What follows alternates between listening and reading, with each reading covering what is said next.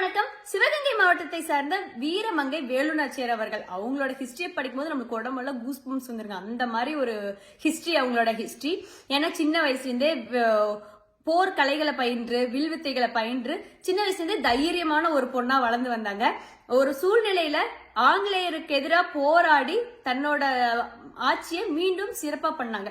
இதுல அவங்களுக்கு துணையா மருது சகோதரர்கள், குயிலி அந்த மாதிரியான ஒரு படையை திரட்டி ஆங்கிலேயருக்கு எதிராக முதலா இந்தியால ஒரு பெண் போராடினாங்க அப்படின்னா அது நம்மளோட வேலுநாச்சியார் அவர்கள் தாங்க.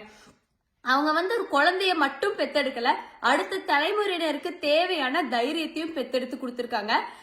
வேலுநாச்சியார் அவர்கள் தமிழ்நாட்டோட மொத்த பெருமை அப்படின்னே சொல்ற அளவுக்கான ஒரு வீரமங்கை அவங்க. இப்படிப்பட்ட வேலுநாச்சியார் அவர்களுக்காக பாஜக மகளிர் அணி சார்பில் நம்மளோட அன்பிற்கும் பாசத்துக்கும் உரிய வானதி சீனிவாசன் அக்கா இனிஷியேட் எடுத்து ஒரு நிகழ்ச்சி டெல்லியில கண்டக்ட் பண்றாங்க. அந்த நிகழ்ச்சியில நாடகம், அது மட்டும் இல்லாம இ புக் அப்படிங்கிற ஒன்னையும் வெளியிடுறாங்க. எதுக்காக அப்படின்னா தமிழரோட பெருமை, தமிழர்கள் எவ்வளவு வீர தியாகிகள் இருக்காங்க அப்படிங்கறதெல்லாம் அடுத்த தலைமுறையினருக்கும் மற்றும் ஒட்டுமொத்த இந்தியாவுக்கும் எடுத்துரைக்கணும் அப்படிங்கிற ஒரே நோக்கத்துக்காக மட்டும்தாங்க.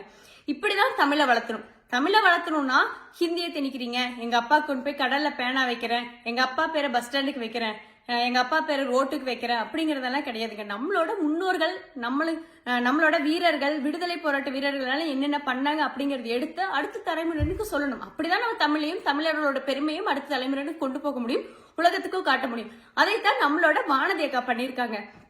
அந்த நிகழ்ச்சி மிக பிரம்மாண்டமா ராஜ்நாத் சிங் மற்றும் மற்ற ஸ்டேட்ல இருக்கிற முக்கிய பெண் தலைவர்கள் எல்லாம் அதுல பங்கு பெற்றாங்க.